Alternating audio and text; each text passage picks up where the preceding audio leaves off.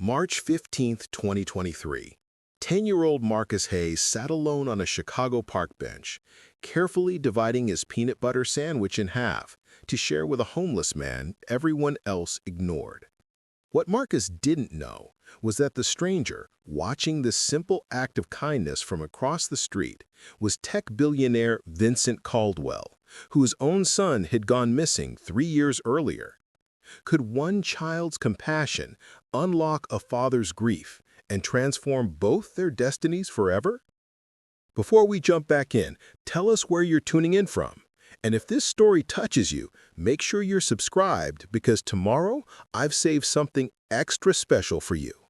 The morning air in Lincoln Park carried the last bite of winter as Marcus Hayes adjusted his worn backpack and settled onto the wooden bench overlooking the pond.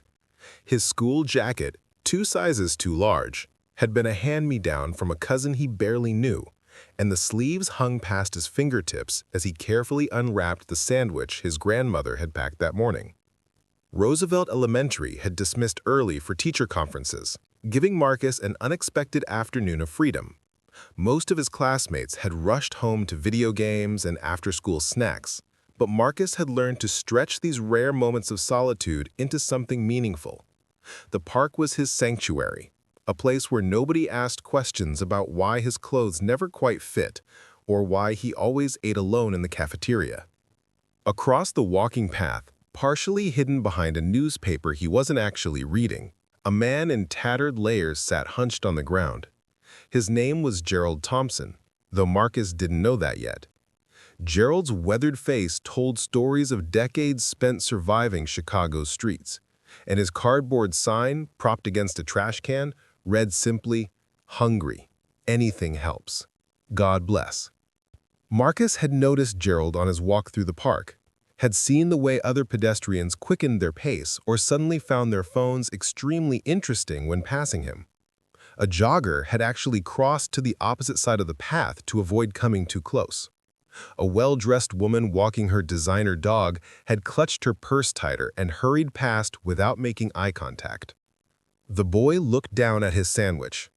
Peanut butter on wheat bread, carefully cut into 2 triangles the way Grandma Rose always prepared it. There was a small bag of baby carrots, too, in a juice box that had seen better days, but was still cold from their ancient refrigerator. It wasn't much, but it was all he had until dinner. Marcus glanced back at Gerald, then at his sandwich, then across the street where something had caught his peripheral vision. Vincent Caldwell stood motionless beside his black Mercedes sedan, his phone call forgotten as he watched the scene unfolding in the park.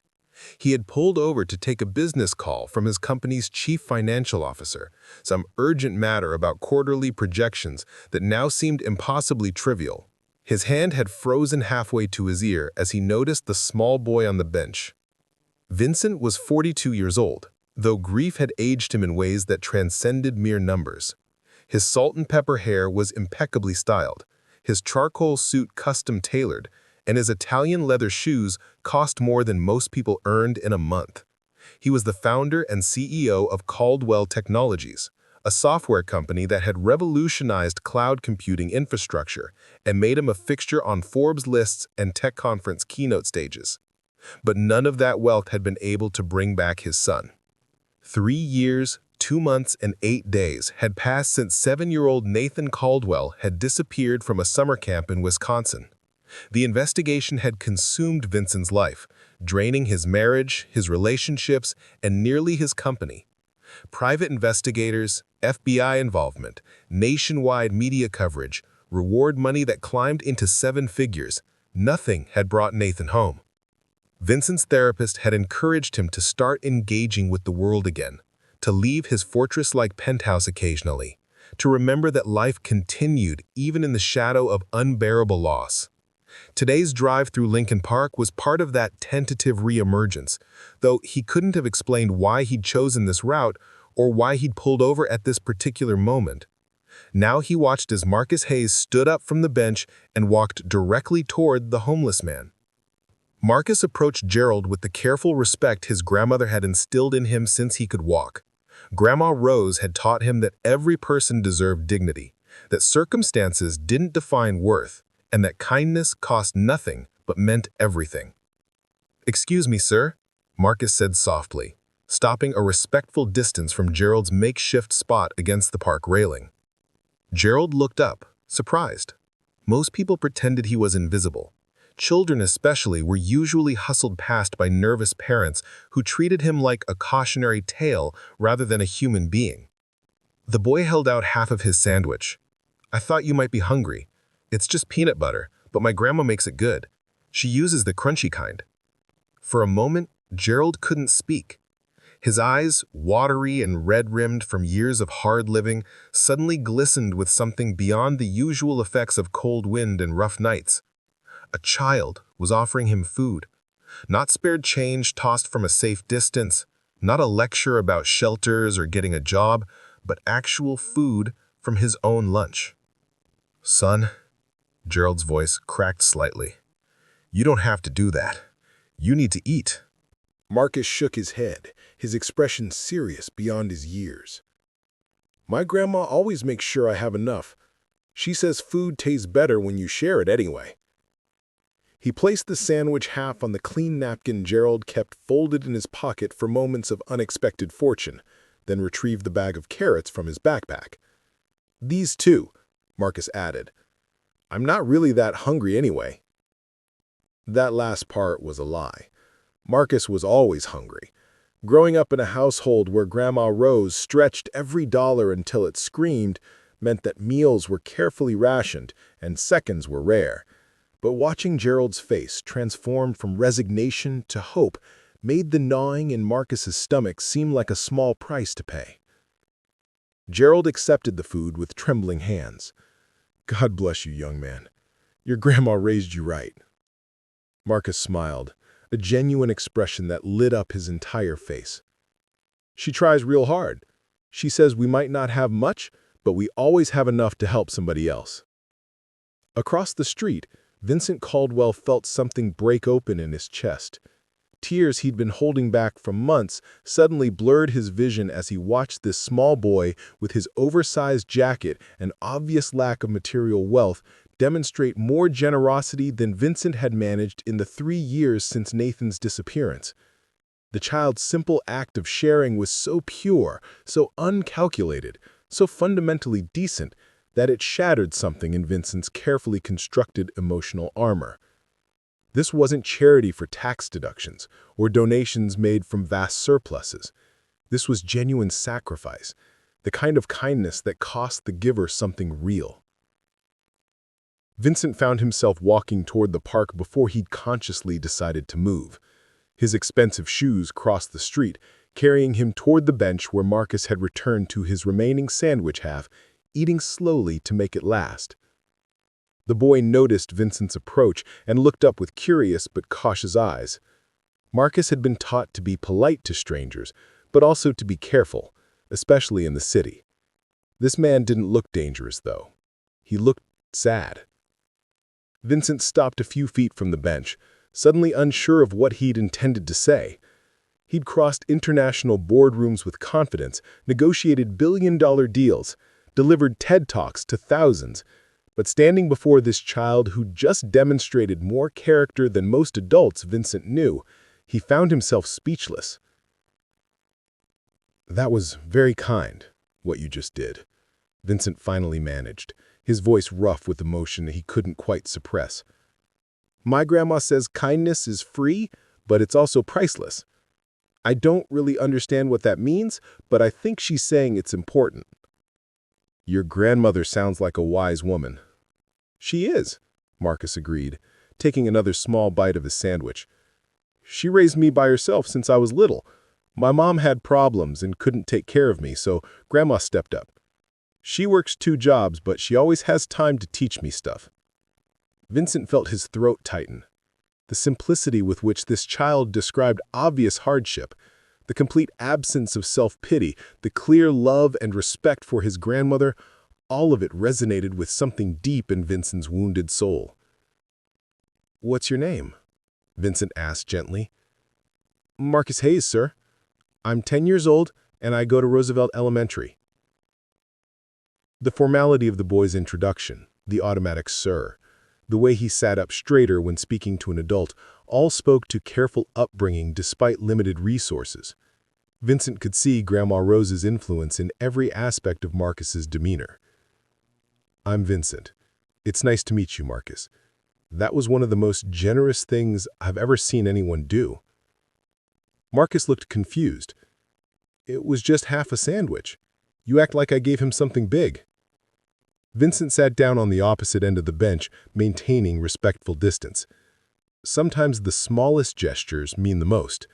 You saw someone in need, and you helped him, even though it cost you something. Most people walk right past. Marcus considered this. "I guess people are busy, or maybe they're scared. Grandma says sometimes people are afraid of things they don't understand, but Mr. Gerald is just a person who's having a hard time. That could happen to anybody." The wisdom coming from this 10-year-old child staggered Vincent. Here was someone who understood empathy at a level most adults never reached, who saw past surface circumstances to recognize shared humanity. Vincent glanced over at Gerald, who was eating the sandwich slowly, savoring every bite with an expression of profound gratitude. Then he looked back at Marcus, really seeing him for the first time. The boy's clothes were clean but worn. His shoes had been resoled at least once, and his backpack is held together with duct tape at one corner. Yet his posture radiated dignity, and his eyes held intelligence that blazed despite whatever circumstances he faced. Preparing and narrating this story took us a lot of time, so if you are enjoying it, subscribe to our channel. It means a lot to us. Now back to the story. In that moment, something shifted in Vincent Caldwell's heart. For 3 years, he'd been frozen in grief, unable to help anyone because he couldn't help himself, unable to see past his own pain to recognize that the world still held goodness, still held children who needed advocates, still held opportunities to make a difference. This boy, Marcus Hayes, had just reminded him that kindness still existed, that generosity wasn't about abundance, but about willingness, that character, formed in hardship, sometimes shone brighter than anything privilege could produce. Vincent didn't yet know how dramatically this encounter would reshape both their lives. He didn't know about the investigation he would launch into Marcus's circumstances, the shocking discoveries about the failing social systems that had nearly swallowed this remarkable child, or the lengths he would go to ensure Marcus's potential wasn't crushed by poverty and institutional indifference. He didn't know that Marcus would become the catalyst for Vincent's return to living, the key to unlocking the grief that had paralyzed him, and eventually something far more profound than either could have imagined in this moment. What Vincent did know, sitting on that park bench as afternoon sun filtered through bare trees, was that he just witnessed something important. A small boy had shared his lunch with a stranger, and in doing so, had offered Vincent Caldwell something he desperately needed, a reminder that hope still existed in unexpected places. Marcus Hayes had entered the world on a snowy December morning in 2012 at Cook County Hospital, born to a mother who loved him fiercely but battled demons she could never quite defeat. Jasmine Hayes was 19 years old, addicted to opioids and terrified of the responsibility growing inside her. When Rose Hayes received the phone call that her daughter had given birth, she'd known immediately that her life was about to change in ways she couldn't fully anticipate. Rose had raised Jasmine as a single mother after her husband died in a construction accident when their daughter was only 5 years old. She'd worked double shifts as a nursing assistant to keep food on the table and clothes on her daughter's back. She'd attended every parent-teacher conference, every school play, every moment she could steal from her exhausting work schedule. But somewhere along the way, Jasmine had found comfort in substances that promised to numb the pain of growing up without a father in a neighborhood where violence and poverty were constant companions. By the time Marcus was 6 months old, it became clear that Jasmine couldn't care for him safely. Rose found her daughter passed out on the couch 3 times in 1 week while baby Marcus screamed in his crib, unchanged and hungry. The decision to take custody wasn't made lightly, but it was made with absolute certainty. Rose Hayes would not allow her grandson to suffer the consequences of his mother's illness. The legal custody battle had drained what little savings Rose had accumulated. Jasmine had fought it initially, insisted she could get clean, promised she'd be better. But promises made in desperation rarely survived contact with addiction's relentless grip.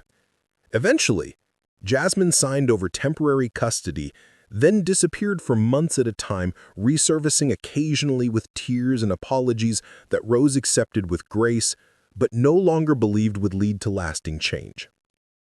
Marcus grew up in a small two-bedroom apartment on Chicago's South Side, in a building where the heat worked sporadically and the elevator had been broken for 6 years. Rose worked as a home health aide during the day and cleaned office buildings 3 nights a week. The math of her existence was brutal. 2 jobs barely covered rent, utilities, food, and the endless small expenses that came with raising a child. But what their household lacked in material wealth, Rose compensated for with unwavering love and rigorous standards. Marcus learned to read before kindergarten, sitting on Rose's lap as she sounded out words from library books during the precious hours between her shifts.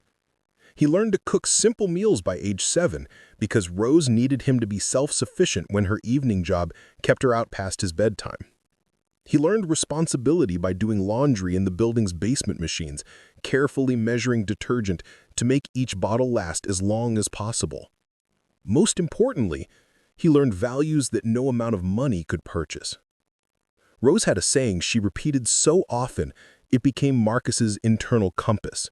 We may not have everything, but we have enough to share.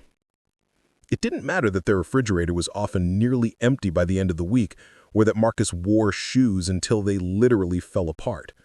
If a neighbor needed help, Rose found a way to provide it. If someone at church was struggling, Rose organized a meal train even though she could barely feed her own household. Marcus watched his grandmother give their last $5 to a woman whose electricity had been shut off. He saw her spend her only day off helping an elderly neighbor clean an apartment that had become overwhelming. He learned that wealth wasn't measured in bank accounts, but in willingness to sacrifice for others. School became Marcus's sanctuary and his greatest source of pride. Roosevelt Elementary wasn't the best-funded school in Chicago, but it had teachers who recognized potential when they saw it.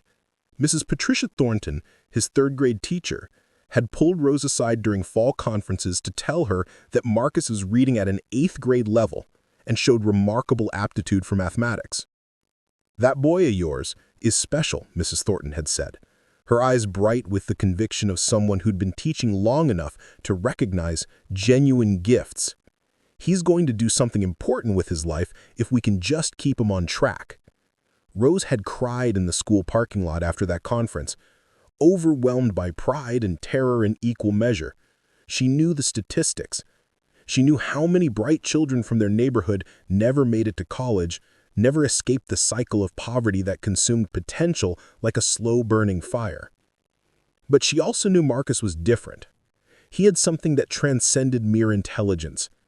He had empathy, the kind of deep understanding of human suffering that usually only came from experiencing it firsthand.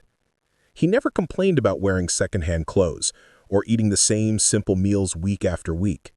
Instead, he thanked her for every dinner, helped without being asked, and studied with a focus that suggested he understood education was his ticket to something better. By 4th grade, Marcus had qualified for the gifted program at Roosevelt. The program offered advanced coursework and additional resources, but it also meant Marcus was often the only black student in his classes. He learned to navigate predominantly white spaces with the same careful dignity Rose had modeled his entire life. When classmates tasked why he never had new sneakers or why he brought such simple lunches, he answered honestly, but without shame. "My grandma works really hard to take care of me. We have what we need." Some kids understood. Others learned cruelty early and wielded it efficiently.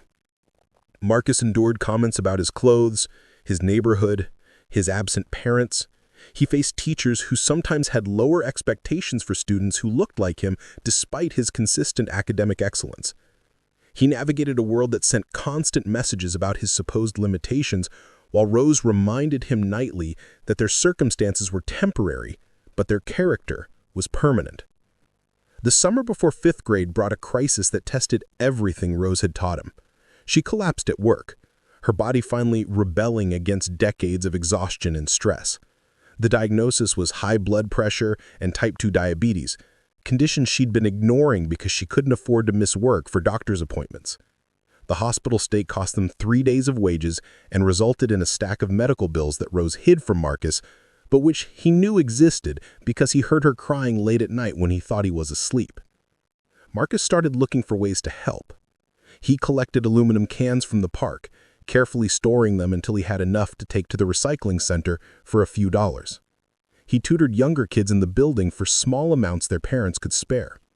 He never told Rose about these efforts, just quietly contributed his earnings to the household by buying milk or bread when supplies ran low, presenting them as gifts rather than admitting he understood how dire their financial situation had become. It was during this period that Marcus developed his habit of visiting Lincoln Park. The park was a 40-minute walk from their apartment, but it offered something their neighborhood couldn't: a glimpse of a different world. He'd watch families picnic on the grass, observe business people rushing to meetings, see joggers and dog walkers who seemed to move through life without the constant weight of survival pressing on their shoulders. He never felt envious, though. Rose had taught him that comparison was a thief of joy, that everyone had struggles, even if they weren't visible. Instead, Marcus felt curious. He wondered what choices and circumstances had placed some people in penthouses while others slept on park benches. He thought about the systems that created such disparity and whether one person could ever make a meaningful difference. These were heavy thoughts for a 10-year-old, but Marcus had never really been allowed the luxury of childhood innocence.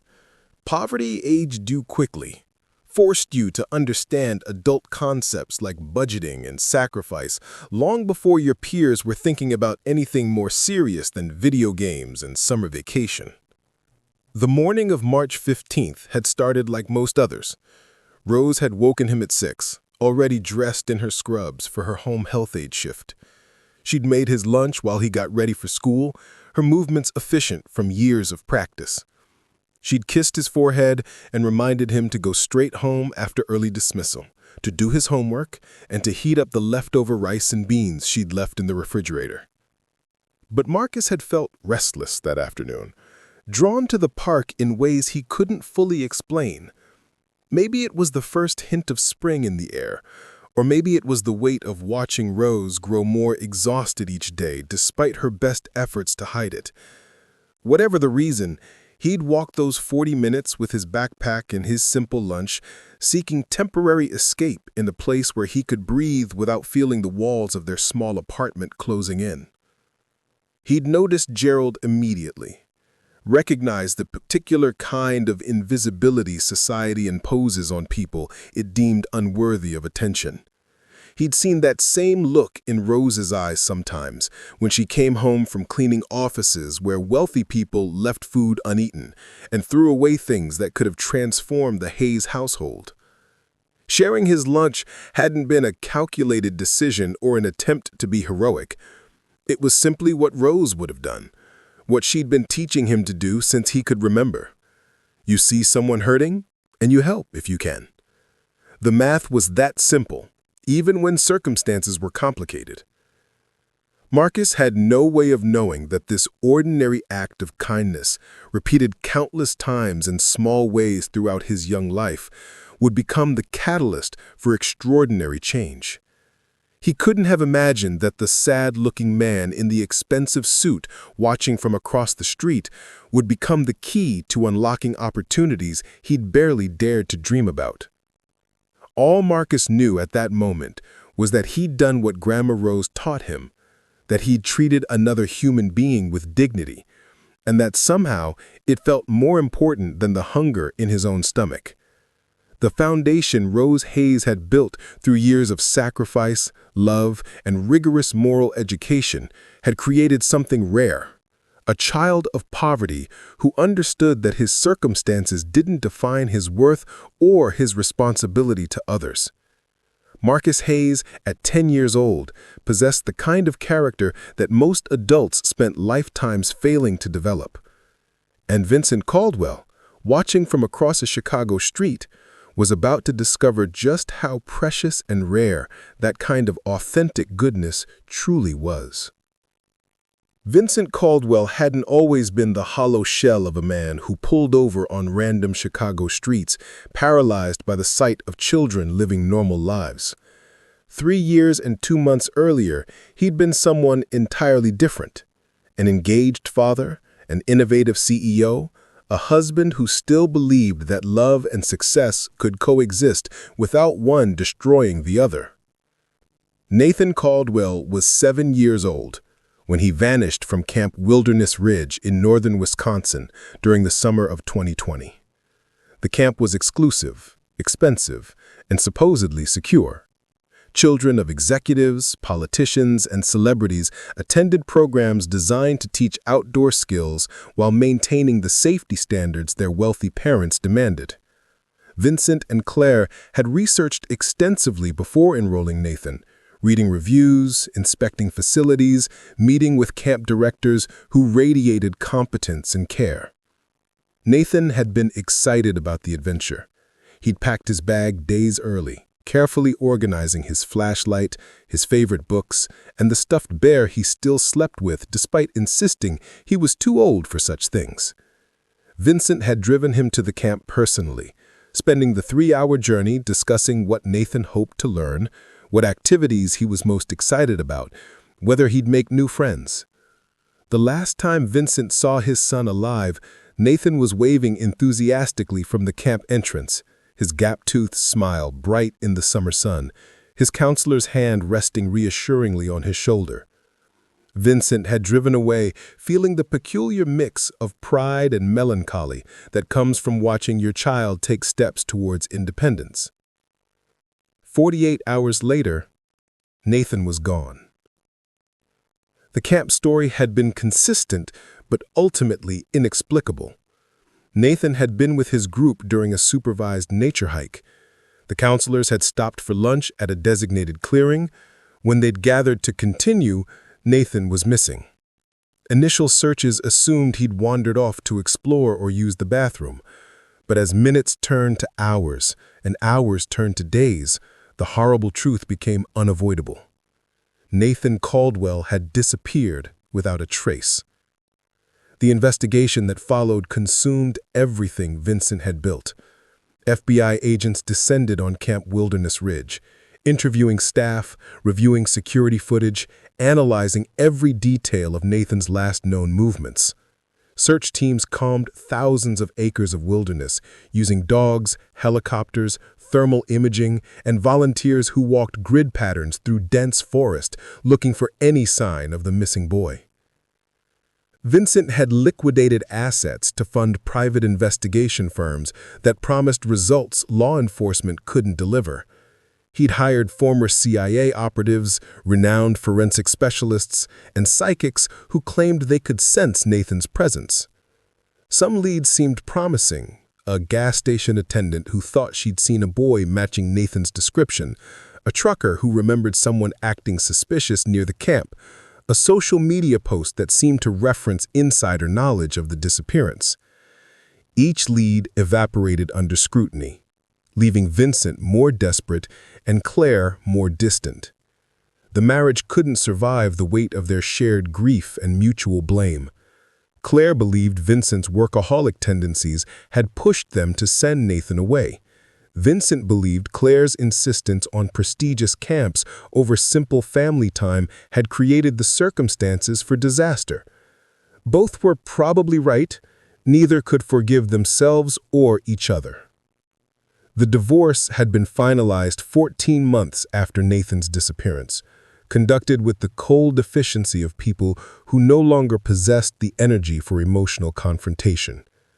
Claire had moved to Boston to be near her sister, while Vincent remained in Chicago, unable to leave the city where Nathan's bedroom remained exactly as he'd left it, where hope still existed in the form of updated missing person posters and a dedicated phone line that rang occasionally with false sightings and cruel hoaxes. Caldwell Technologies had nearly collapsed during this period. Vincent's distraction cost the company major contracts. His emotional volatility drove away key executives. Board members discussed removing him as CEO, though the optics of firing a grieving father ultimately stayed their hands.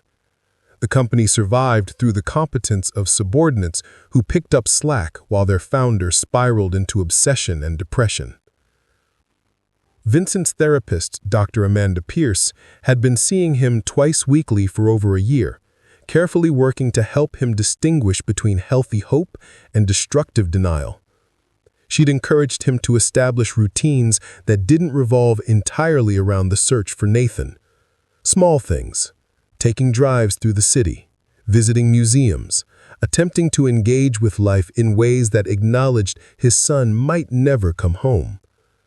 The drive through Lincoln Park that afternoon had been this kind of therapeutic exercise.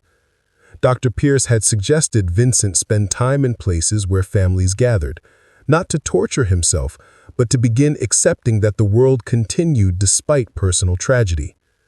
The goal was gradual desensitization to the triggers that send him into spirals of grief and rage. Instead, Vincent had witnessed something that cracked through his numbness in ways therapy never had. A child demonstrating the kind of character Vincent had tried to instill in Nathan. The simple generosity, the lack of hesitation, the obvious moral foundation that guided Marcus's actions, all reminded Vincent of conversations he'd had with his own son about kindness and responsibility. Nathan had been developing those same qualities before he disappeared. Vincent remembered the time Nathan had used his allowance to buy food for a homeless veteran they'd passed on Michigan Avenue. He remembered Nathan's distress when a classmate was bullied, and his insistence on intervening even though it wasn't easy. He remembered his son's fundamental decency, qualities that Claire and Vincent had worked hard to nurture despite their own flaws and failures. Watching Marcus share his lunch triggered something in Vincent that went beyond simple emotion. It sparked recognition. This boy, despite circumstances that would have crushed many adults, embodied values that wealth and privilege often failed to produce. Here was living proof that character developed independent of material advantage, that some children rose above their circumstances through the strength of those who loved them and the choices they made daily. Vincent had spent 3 years searching for his lost son. In that moment, watching Marcus Hayes return to his bench and eat his remaining sandwich half with careful appreciation, Vincent realized he'd been asking the wrong questions. He couldn't bring Nathan back, but perhaps he could honor Nathan's memory by ensuring another remarkable child didn't have his potential crushed by systems that treated poverty as moral failure rather than circumstantial challenge. The decision formed before Vincent fully understood its implications. He would learn everything about Marcus Hayes, not to replace Nathan, which was impossible, but to ensure this child who'd reminded him what goodness looked like would have opportunities that matched his character. Whatever obstacles stood between Marcus and his potential, Vincent Caldwell had the resources to remove them. What Vincent didn't yet know was how many obstacles actually existed, or how deeply systemic failures had already begun to threaten Marcus's future. The investigation he was about to launch would reveal problems far beyond one family's poverty, exposing institutional neglect that put hundreds of children at risk. For now, though, sitting in his Mercedes with tears streaming down his face, Vincent simply watched Marcus finish his lunch, pack his belongings with care, and begin the long walk home. He didn't approach. He didn't introduce himself beyond their brief conversation. He simply memorized the boy's face, noted the Roosevelt Elementary patch on his worn jacket, and began planning. By the time Marcus disappeared around the corner, Vincent had already called his executive assistant with instructions that would set extraordinary events in motion. The search for Nathan Caldwell might never end, but the mission to ensure Marcus Hayes had every chance to fulfill his remarkable promise was beginning right now.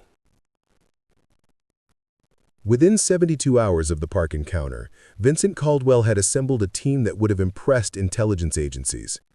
His executive assistant, Margaret Diaz, had coordinated with 3 separate private investigation firms, 2 education consultants, and a social worker who specializes in at-risk youth advocacy.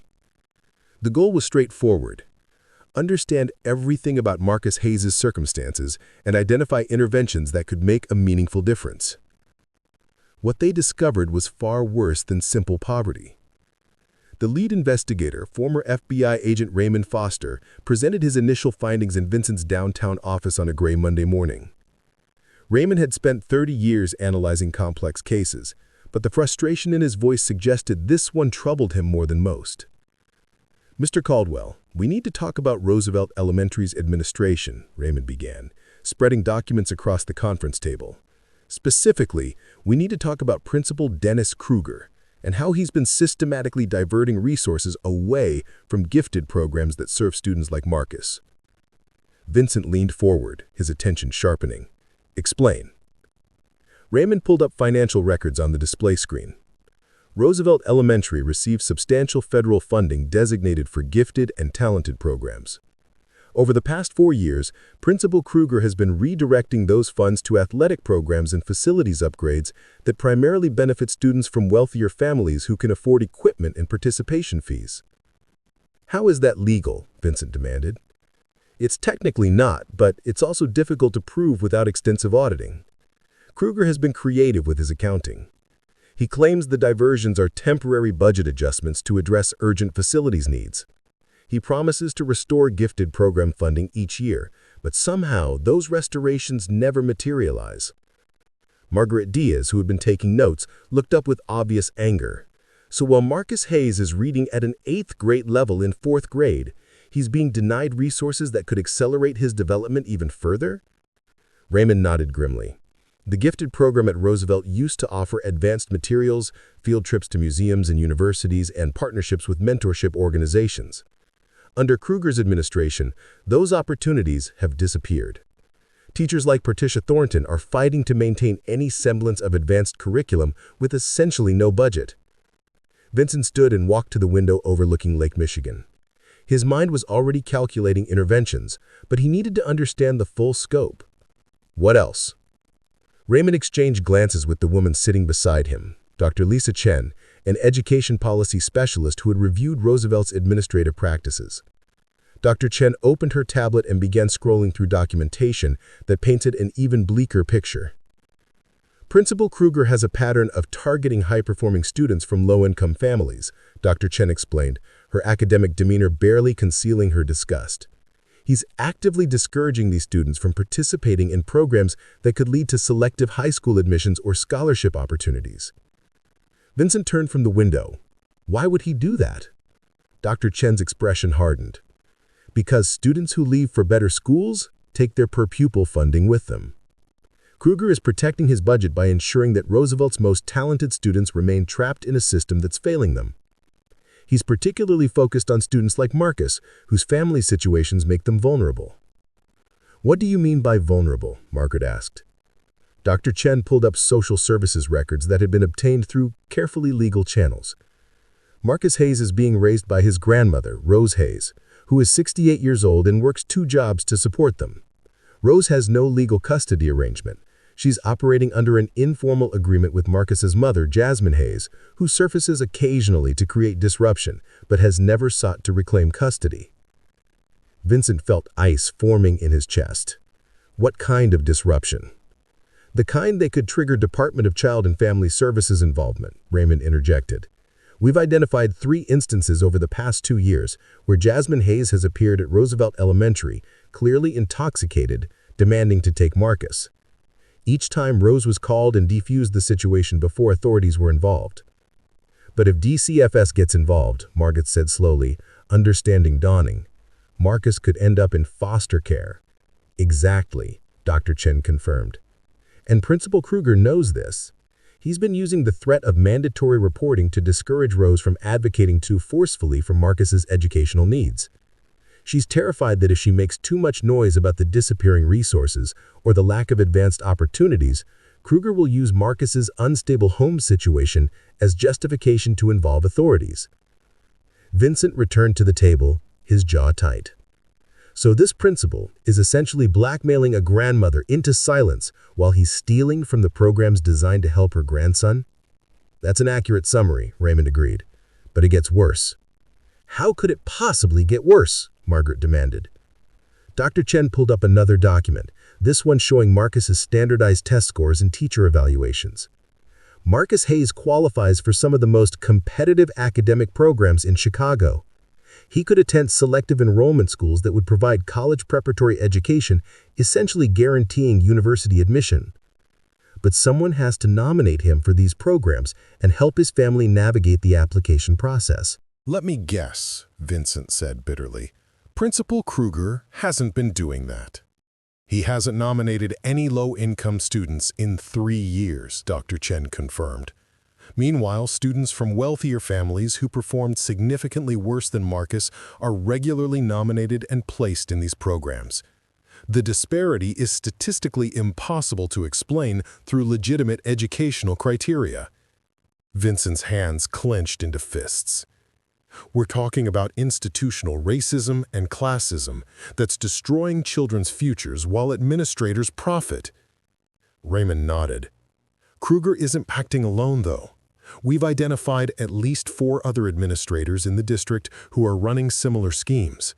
They've created an informal network that protects each other while systematically disadvantaging the students who need support most. Margaret was typing rapidly on her laptop, already anticipating Vincent's next moves. What legal recourse do we have? Dr. Chen looked uncomfortable. Direct legal action is complicated. These administrators are skilled at covering their tracks. They have union protections and administrative procedures that can drag investigations out for years. By the time any formal inquiry concluded, Marcus would have aged out of the programs he currently qualifies for. Vincent sat down heavily, his mind racing through possibilities. So traditional channels are too slow. Potentially, Raymond agreed, but there are alternative approaches. If someone with sufficient resources were willing to apply pressure through media exposure, political channels, and threat of extensive legal action, these administrators tend to fold quickly. They rely on operating below the radar. Sunlight is their enemy. Vincent pulled out his phone and began scrolling through contacts. He'd spent years building relationships with Chicago's power structure, politicians, journalists, business leaders, and philanthropists who owed him favors or shared his values. It was time to activate those relationships in ways he'd never considered necessary before Nathan's disappearance had taught him how quickly systems could fail the people they were supposed to protect. But there was another complication Raymond hadn't yet mentioned, one that made immediate action even more critical. "Mr. Caldwell," Raymond said carefully, "there's something else you need to know.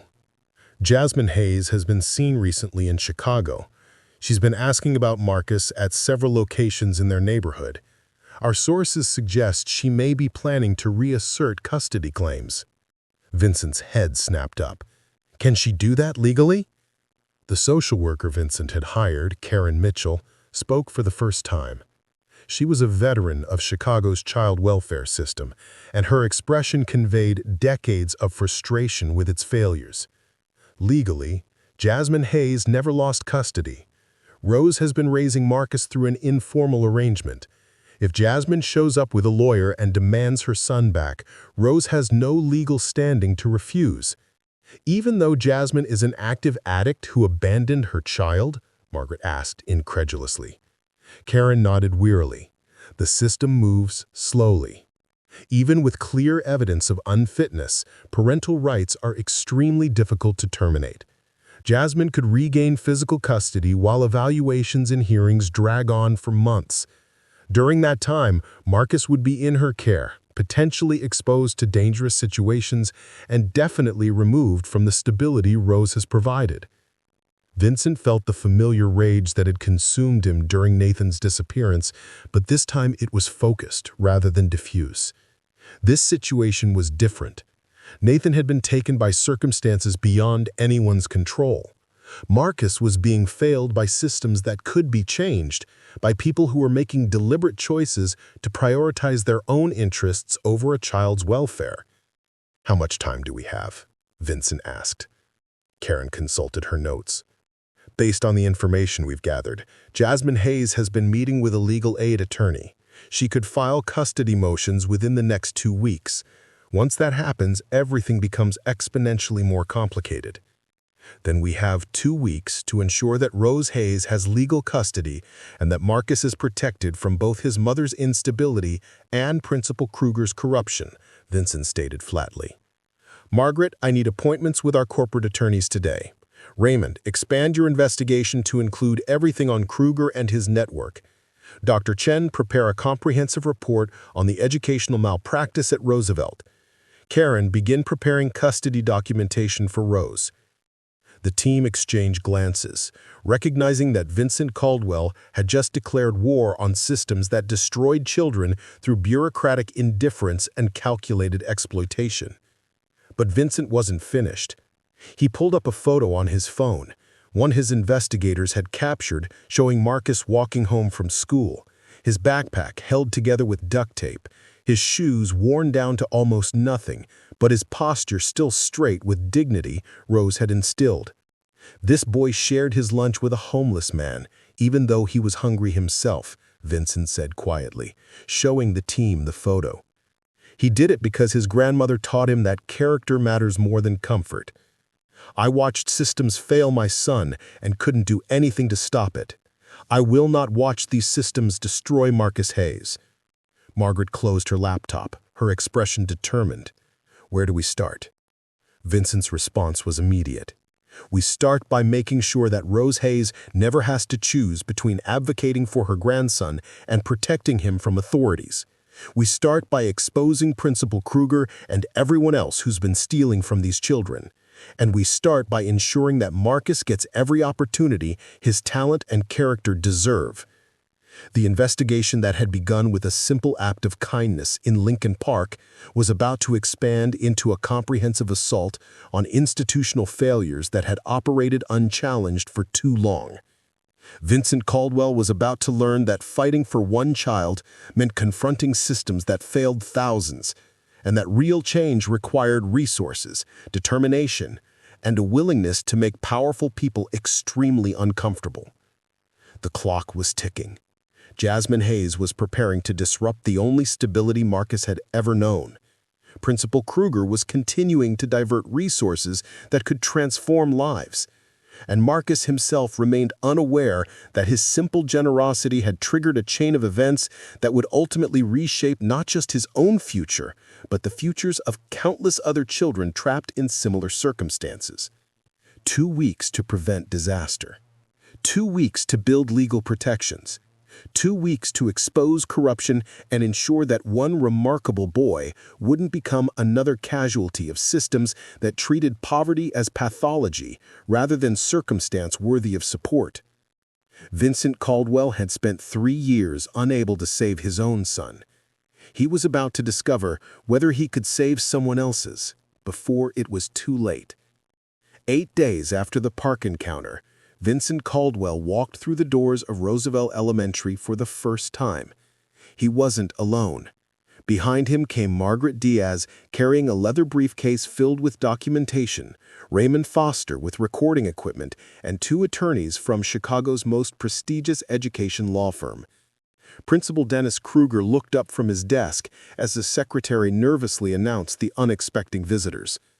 Kruger was 53 years old, with the comfortable appearance of someone who'd learned to navigate bureaucracy without ever questioning whether his navigation served the right people. "Principal Kruger," Vincent said without preamble, "I'm Vincent Caldwell. We need to discuss your administration of federally mandated gifted programs and your treatment of Marcus Hayes." Kruger's practiced smile faltered. "I'm sorry, Mr. Caldwell, but I don't discuss individual students with anyone who isn't a legal guardian. Privacy regulations are very clear." Vincent's attorney, Jonathan Reeves, stepped forward and placed a thick folder on Kruger's desk. "We're not here to discuss privacy regulations. We're here to discuss your systematic diversion of federal funding, your discrimination against low-income students, and your use of threatened DCFS involvement to intimidate families into silence. The color drained from Kruger's face as Raymond Foster opened his tablet and began displaying financial records on Kruger's own computer screen. The images showed spreadsheets, budget reallocations, and email exchanges that documented 4 years of diverted funding. These documents show money designated for gifted programs consistently redirected to athletic facilities, Raymond said calmly. Your own emails acknowledge this violates federal guidelines. Kruger stood abruptly. This is harassment. I'm calling the district administration. Please do, Vincent said. In fact, I've already contacted Superintendent Patricia Lawson. She's expecting our call in 10 minutes. I've also arranged for Chicago Tribune education reporter Michael Chang to be present. I believe transparency serves everyone's interests here. The threat landed exactly as Vincent intended. Kruger's hand froze halfway to his phone as he calculated the implications of media exposure. Margaret Diaz withdrew a document from her briefcase. Immediate restoration of all gifted program funding, full nomination of every qualifying student, including Marcus Hayes, for selective enrollment programs. Your resignation is effective at the end of this academic year, and cooperation with a comprehensive district audit. You're talking about destroying my career, Kruger said weakly. You destroyed your own career when you chose to steal from children, Vincent replied. The only question now is whether you cooperate and face administrative consequences or resist and face criminal prosecution for fraud and civil rights violations. The principal's office became suffocatingly quiet. Kruger looked at the documents, at the uncompromising faces around him, at the evidence displayed on his screen. His hands trembled as he reached for a pen. 3 doors down, Marcus Hayes sat in Mrs. Thornton's classroom, completely unaware that his future was being rewritten. He was helping a struggling classmate understand long division, demonstrating teaching abilities that Mrs. Thornton had noted in evaluation reports Kruger had ignored. As Kruger signed agreements, Vincent's phone buzzed with an urgent message from Karen Mitchell. Jasmine Hayes filed a custody motion this morning, hearing scheduled for next week. The timing was simultaneously terrible and perfect. Vincent had secured educational protections, but the threat of Marcus's removal had just become immediate and legal. Vincent turned to Jonathan Reeves. We need to file Rose Hayes' petition for legal guardianship today. I want emergency motions citing Jasmine's history and the child's best interests. Use every legal tool available. Jonathan nodded. I'll have paperwork ready within 2 hours, but Mr. Caldwell, you understand that family court moves slowly. There's a real possibility Marcus could be placed with Jasmine temporarily. Then we make that possibility unacceptable, Vincent stated. Margaret, contact the family court judge's office. Raymond, I need documentation of every instance of Jasmine's unfitness. Karen, prepare psychological evaluations showing the harm that would result from removing Marcus from Rose's care. Vincent's phone rang. The caller ID showed Rose Hayes' number. His investigators had provided her with his contact information that morning, explaining he wanted to help ensure Marcus's future. Mr. Caldwell, Rose's voice trembled with barely controlled fear. They called me about the custody hearing. Jasmine is trying to take Marcus. I can't let that happen. He's everything to me. Vincent walked to the window overlooking the schoolyard where Marcus and his classmates were at recess. He spotted the boy immediately, teaching smaller children a game that required cooperation rather than competition. Mrs. Hayes, Vincent said gently, I give you my word that we will do everything legally possible to ensure Marcus stays with you. I have attorneys preparing emergency motions, and we will present evidence that makes your case undeniable. But why? Rose asked. Why would you do this for us? You don't even know Marcus. Vincent watched the boy below helping a smaller child tie their shoe. I know enough. I know that Marcus has a character most people spend lifetimes failing to develop. I know that you've raised him to be generous and kind, despite circumstances that would excuse bitterness. And I know that allowing someone with your grandson's potential to be crushed by systems that should protect him would be unconscionable when I have resources to prevent it. Rose was crying now. I've been so scared, Mr. Caldwell. I've tried so hard to keep him safe, but I can't fight lawyers and courts alone. You won't be fighting alone anymore, Vincent promised. And Mrs. Hayes, there's something else. Marcus qualifies for some of the best schools in Chicago. He's been deliberately excluded from opportunities he earned. That changes now. The recess bell rang. Vincent watched Marcus line up with his class, automatically helping others before entering the building. That simple gesture of kindness, requiring no recognition, crystallized everything Vincent had been working toward. Two worlds separated by wealth and circumstance had collided in Lincoln Park over a shared sandwich. Now those worlds were being forcibly merged through legal motions and financial resources and determination to ensure that merit mattered more than money. The revelation of Vincent's involvement had transformed Marcus's situation from quietly desperate to urgently contested. Jasmine Hayes was coming for her son. Principal Kruger's corruption was exposed.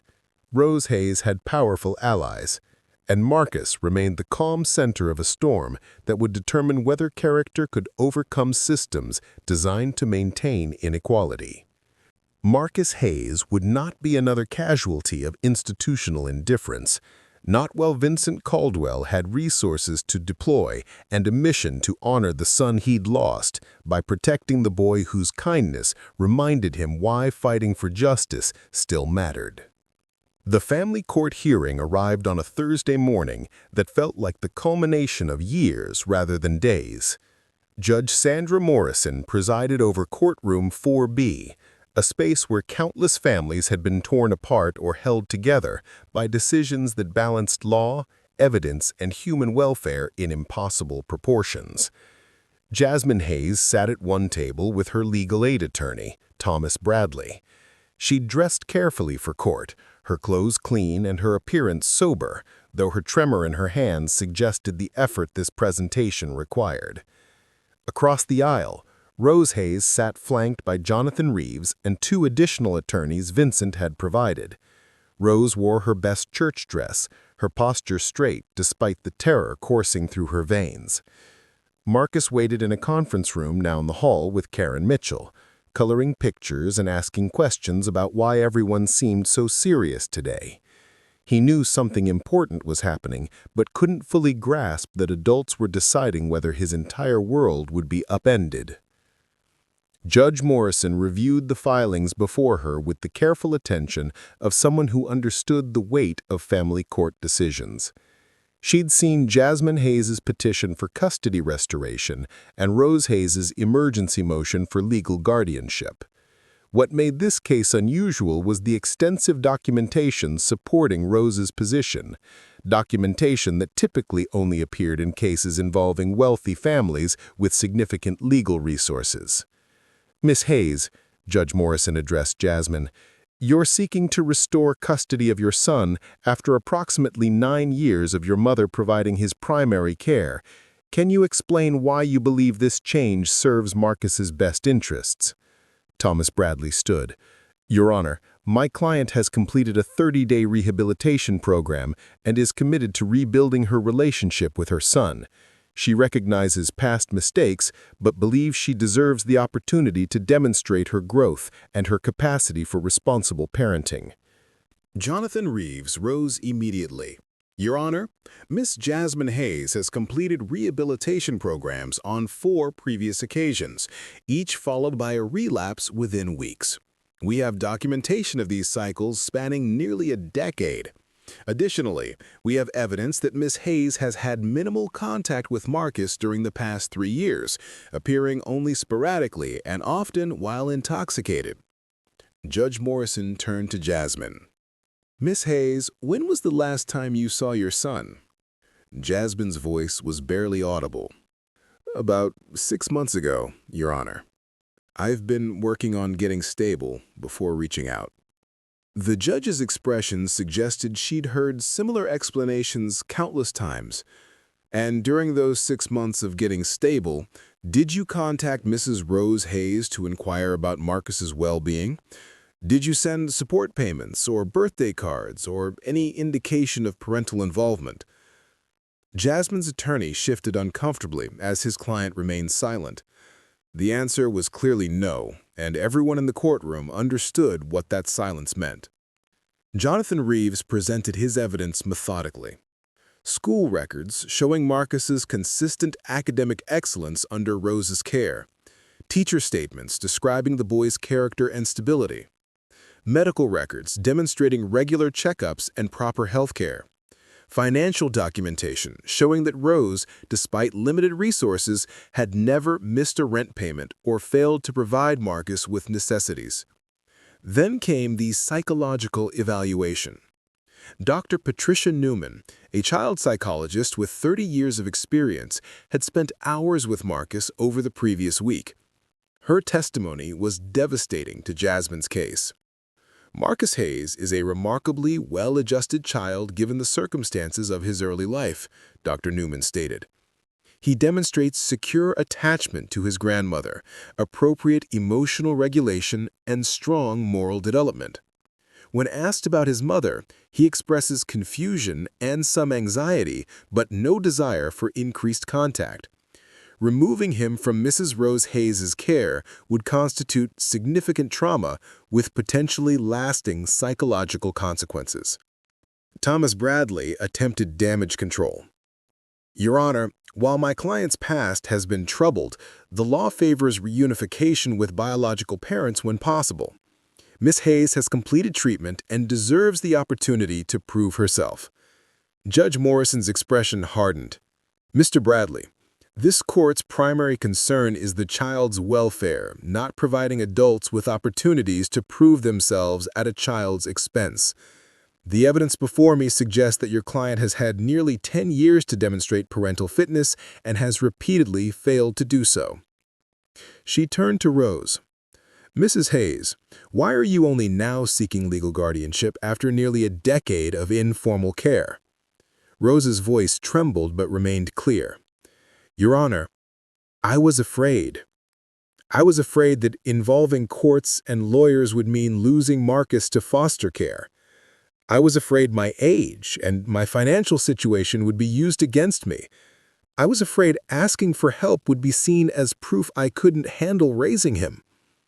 Jonathan Reeves interjected. Your Honor, Mrs. Hayes' fears were not unfounded. We have documented evidence that school administrators threatened her with CDFS involvement if she advocated too strongly for Marcus's educational needs. She's been operating under coercion for years, terrified that protecting her grandson's interests would result in his removal. Judge Morrison's attention sharpened. You're saying school officials used threatened child welfare reports as intimidation? Jonathan presented the documentation obtained from Principal Kruger. The judge read through the files, her expression growing increasingly stern as she absorbed evidence of institutional manipulation that had kept a grandmother silent about her grandson's needs. The hearing continued for 2 more hours as witnesses testified and evidence accumulated. Mrs. Patricia Thornton described Marcus's exceptional character and Rose's consistent involvement in his education. Neighbors testified about Rose's dedication and Marcus's obvious security in her care. Even Gerald Thompson, the homeless man from the park, appeared via video conference to describe Marcus's kindness and the values Rose had clearly instilled. Finally, Judge Morrison called for a brief recess before rendering her decision. When court reconvened, her expression left little doubt about the outcome. This court finds that Marcus Hayes' best interests are clearly served by remaining in the care of Rose Hayes, who has demonstrated consistent, loving, and effective parenting despite limited resources and institutional obstacles. Jasmine Hayes' petition for custody restoration is denied. Rose Hayes's petition for legal guardianship is granted with full legal authority. Rose collapsed into Jonathan Reeves' arms, sobbing with relief that shook her entire body. Across the aisle, Jasmine sat motionless, tears streaming down her face as she confronted the consequences of a decade of choices that had prioritized addiction over her son. But Judge Morrison wasn't finished. Furthermore, this court is troubled by evidence of institutional coercion and educational discrimination described in these proceedings. I'm ordering a complete investigation into administrative practices at Roosevelt Elementary and referring this matter to the Department of Education's Office of Civil Rights for federal review. The judge's ruling triggered immediate action across multiple systems. Within hours, the Chicago Board of Education announced an emergency audit of gifted program funding at 12 schools. Superintendent Patricia Lawson held a press conference acknowledging failures in oversight and promising comprehensive reforms. The Chicago Tribune published Michael Chong's investigation that evening, detailing Principal Kruger's scheme and its impact on dozens of students over multiple years. The story went viral on social media, generating national attention to issues of educational equity and administrative abuse. Vincent watched these developments from his office, monitoring news coverage while his team coordinated the next phases of support for Marcus and Rose. The legal victory was crucial, but insufficient. Marcus needed opportunities that matched his potential, and Rose needed resources that would allow her to provide care without the constant terror of financial collapse. Vincent's phone rang with a call from Dr. Amanda Pierce, his therapist. She'd been following the case with professional interest and personal concern for Vincent's emotional investment in someone else's child. "Vincent, how are you processing all of this?" she asked gently. He looked at the framed photo of Nathan on his desk, then at the news coverage showing Rose and Marcus reunited after the hearing. "I'm processing that I couldn't save my son. But maybe I can honor his memory by ensuring other children don't become casualties of systems that should protect them." Dr. Pierce was quiet for a moment. "That's a healthy reframing, but we need to talk about boundaries. Marcus is not Nathan. Helping this family is admirable, but you need to ensure you're not trying to replace what you lost." Vincent understood the warning. "I'm not trying to replace Nathan. I'm trying to remember why fighting for justice matters, even when personal tragedy makes it tempting to stop caring about anything." The investigation that had begun with financial audits and legal motions was expanding into something far more comprehensive. Other families were coming forward with stories of similar discrimination and administrative abuse. Civil rights organizations were filing class action suits. State legislators were proposing new oversight requirements for gifted program administration. Marcus Hayes's simple act of sharing his lunch exposed failures that extended far beyond one school or one family. The boy himself remained largely unaware of the upheaval his kindness had triggered, focused instead on his homework and his excitement about potential enrollment in selective academic programs that would finally match his abilities. The immediate crisis had been resolved. Rose had legal custody. Marcus was protected. Principal Kruger was facing consequences. But the broader work of ensuring systemic change would require sustained effort, extending far beyond courtroom victories and media attention. Vincent Caldwell was prepared for that extended effort. He'd spent 3 years consumed by grief that served no one.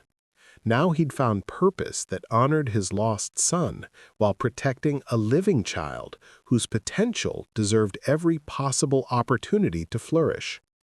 5 years after a 10-year-old boy shared his lunch in Lincoln Park, Marcus Hayes stood on the stage of Whitney Young Magnet High School, one of Chicago's most prestigious public schools, delivering the valedictorian address to a graduating class of 2028.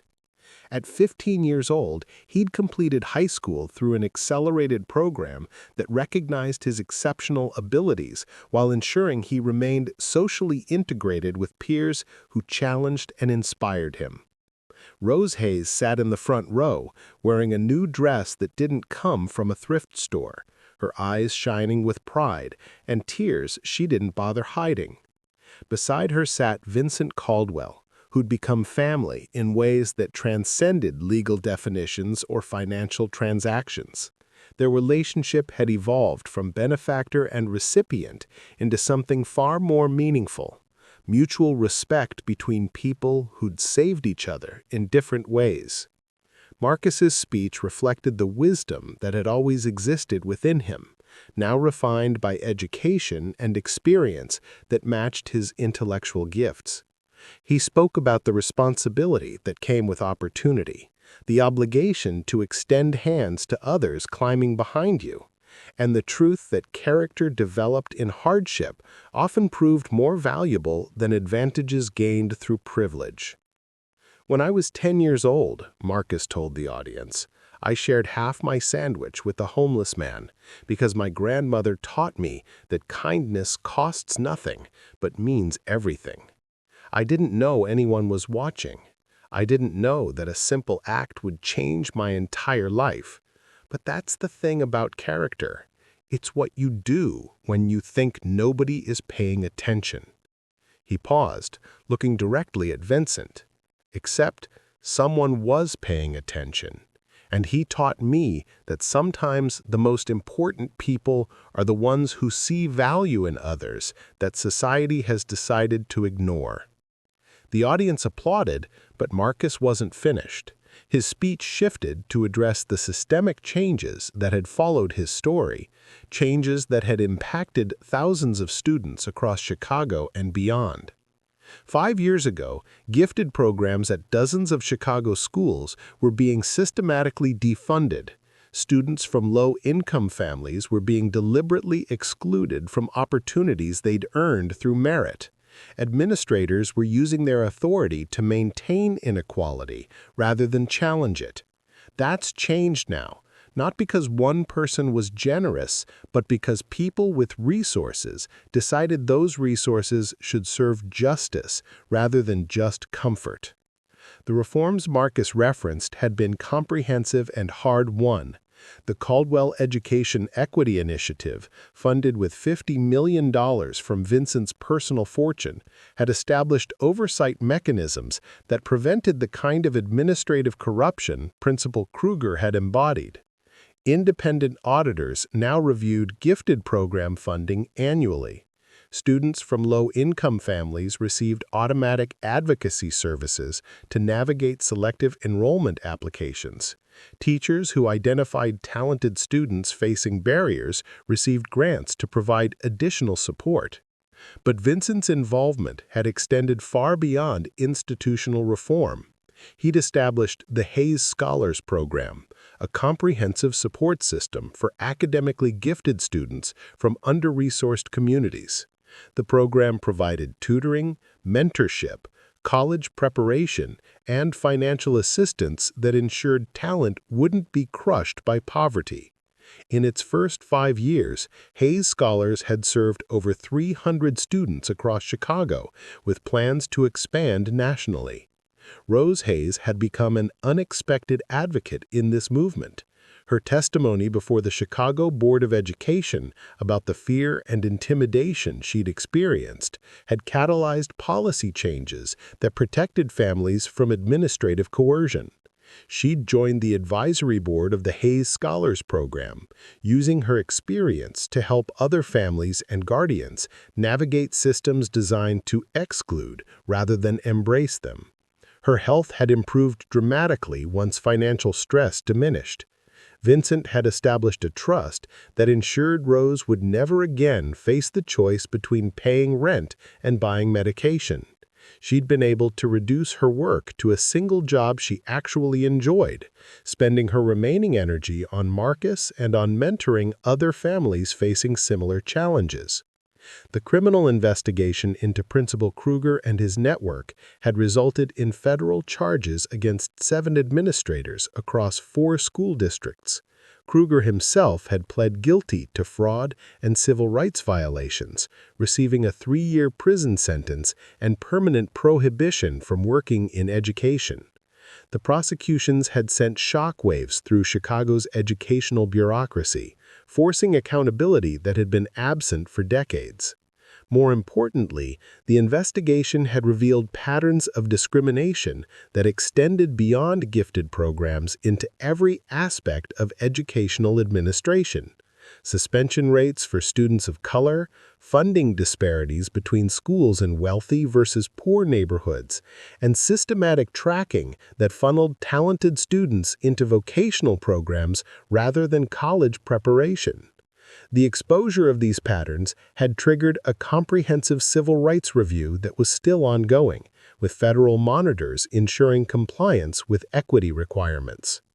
Dr. Patricia Thornton had been promoted to assistant principal at Roosevelt Elementary, leading curriculum development that ensured advanced materials reached students regardless of their family's financial status. She'd implemented the kind of programs she'd always envisioned but had lacked resources to create. Under her leadership, Roosevelt's test scores and college admission rates had improved dramatically, proving that administrative commitment to equity produced measurable results. The school had been renamed the Marcus Hayes Elementary School of Academic Excellence in a ceremony that had embarrassed Marcus profoundly but pleased Rose immensely. The renaming represented more than symbolic recognition. It was a daily reminder to every student, teacher, and administrator that character and potential mattered more than circumstances, and that one child's generosity could inspire institutional transformation. Jasmine Hayes had not been part of Marcus's life in any meaningful way since the custody hearing. She'd disappeared back into the cycles of addiction that had defined her existence, resurfacing occasionally with apologies and promises that everyone now recognized as patterns rather than genuine commitments to change. Marcus had made peace with his mother's limitations through therapy Vincent had funded, understanding that her inability to be present reflected her illness rather than his worth. Gerald Thompson, the homeless man who'd received half a sandwich 5 years earlier, had experienced his own transformation. Vincent had connected him with comprehensive services through the Chicago Coalition for the Homeless, including permanent supportive housing, addiction treatment, and job training. Gerald now works as a peer counselor, using his lived experience to help others navigate the path from streets to stability. He'd attended every one of Marcus's academic milestones, a living reminder that small acts of kindness rippled in unexpected directions. The national media attention that had followed the case had inspired similar investigations in cities across the country. The Marcus Hayes story had become shorthand for the kind of transformative change possible when privilege aligned itself with justice rather than self-protection. Educational equity organizations used the case in training materials. Law schools analyzed the legal strategies that had achieved such comprehensive reform. Business schools studied Vincent's model of strategic philanthropy that addressed root causes rather than symptoms. Vincent himself had undergone profound personal transformation. The grief over Nathan's disappearance would never fully heal, but it had evolved from paralyzing anguish into motivation for ensuring other children received protection and opportunity. He'd reduced his role at Caldwell Technologies, appointing a new CEO while he focused on philanthropic work that honored Nathan's memory through practical impact on living children. Dr. Amanda Pierce had monitored this transition carefully, ensuring Vincent's involvement with Marcus maintained healthy boundaries. The relationship had been tested multiple times, particularly during Marcus's early adolescence, when teenage rebellion clashed with Vincent's protective instincts. But they'd navigated these challenges through honest communication and mutual respect for their distinct roles. Vincent wasn't Marcus's father, and Marcus wasn't Nathan's replacement. They were two people who'd found healing through helping each other become better versions of themselves. Marcus's college plans reflected his values and his understanding of obligation. He'd been accepted to every university he'd applied to, including Harvard, Stanford, and MIT, all offering full scholarships that recognized his exceptional academics and character. But Marcus had chosen to attend the University of Chicago, staying close to Rose and remaining connected to the community that had shaped him. "I could go anywhere," Marcus had explained to Vincent during the decision process, "but I want to be here. I want to study education policy and urban development so I can come back and make sure other kids don't have to wait for random luck to get opportunities they've earned." Change has to come from people who understand the problems from the inside. Vincent had understood completely. This was exactly the kind of thinking that made Marcus exceptional. The recognition that privilege brought responsibility, and that geographic proximity to problems made solutions more effective than distance and abstraction. Rose's health remained stable, though at 73 she was slowing down in ways that reminded everyone that time was precious. She'd accomplished everything she'd hoped for Marcus and more. She'd lived to see him graduate high school with honors, gained admission to prestigious universities, and develop into a young man whose character matched his intellect.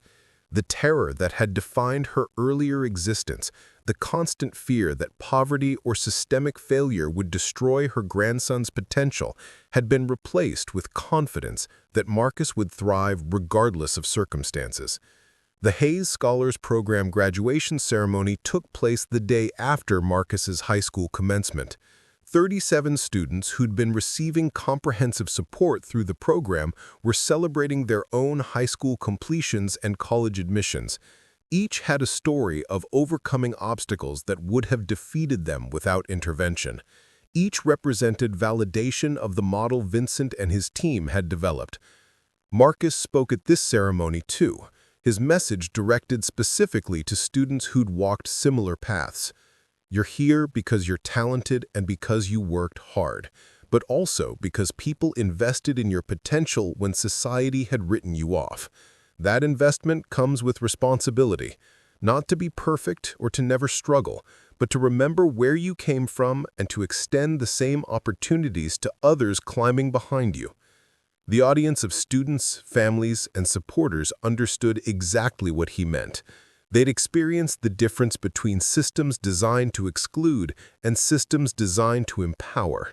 They'd learned that change required both individual excellence and collective commitment to ensuring excellence could flourish regardless of zip code or bank balance. Vincent watched these proceedings with emotions that blended satisfaction, grief, hope, and determination. He'd never stopped searching for Nathan, never stopped hoping for resolution to the mystery that had shattered his earlier life, but he'd learned that healing didn't require forgetting, and that honoring lost children sometimes meant protecting living ones with the same fierce devotion. The legal and institutional changes triggered by Marcus's story had become permanent fixtures of Chicago's educational landscape. The reforms had survived changes in mayoral administration, school board composition, and superintendent leadership because they'd been embedded in federal consent decrees and community oversight mechanisms that made backsliding politically impossible. Other cities were adopting similar frameworks, recognizing that educational equity required both resources and accountability. As the celebration concluded, Marcus found Vincent standing apart from the crowd, looking over the city skyline that represented both his success and his pain. The young man had grown to nearly 6 feet tall, his frame filling out as adolescence progressed, but his eyes still held the gentle wisdom that had first captured Vincent's attention in Lincoln Park. "Thank you," Marcus said simply, standing beside the man who'd changed his trajectory so completely. Vincent shook his head. "I should be thanking you. You reminded me that goodness still exists and that fighting for justice matters even when personal tragedy makes it tempting to stop caring." They stood together in comfortable silence, watching the sun set over Chicago, both understanding that their relationship had evolved into something that transcended gratitude or obligation. They'd become family, not through blood or legal arrangement, but through shared commitment to ensuring that character and potential mattered more than circumstance. The story that began with a 10-year-old boy sharing his lunch had transformed into a blueprint for systemic change, proving that individual acts of compassion could cascade into institutional reform when people with resources chose to amplify it rather than ignore them. Marcus Hayes would spend his life working to ensure other talented children didn't require random encounters with grieving billionaires to access opportunities they've earned through merit. Vincent Caldwell would spend his life ensuring that the systems that had failed his son would protect other children through structural reform rather than charitable intervention. Rose Hayes would spend her remaining years watching her grandson flourish, secure in the knowledge that her decades of sacrifice had produced not just a successful individual, but a catalyst for change that would impact generations of children she'd never meet. Her simple insistence that kindness mattered, that dignity transcended circumstance, and that character formed the foundation of meaningful life had been validated in ways she could never have imagined when she'd taken custody of a 10-month-old baby whose mother couldn't care for him. The legacy of that March afternoon in Lincoln Park extended far beyond one boy or one family. It had become evidence that the world could change when people refused to accept that inequality was inevitable, when privilege aligned itself with justice, and when simple human decency reminded everyone that we all deserved opportunities to become our best selves regardless of where we started. Marcus Hayes had shared his lunch because his grandmother taught him that kindness cost nothing but meant everything. In return, he'd received opportunities that matched his potential and the resources to ensure other children received the same. But more importantly, he'd helped a grieving father remember why hope mattered, why fighting for justice served both the living and the dead, and why the smallest acts of generosity sometimes created the most profound transformations.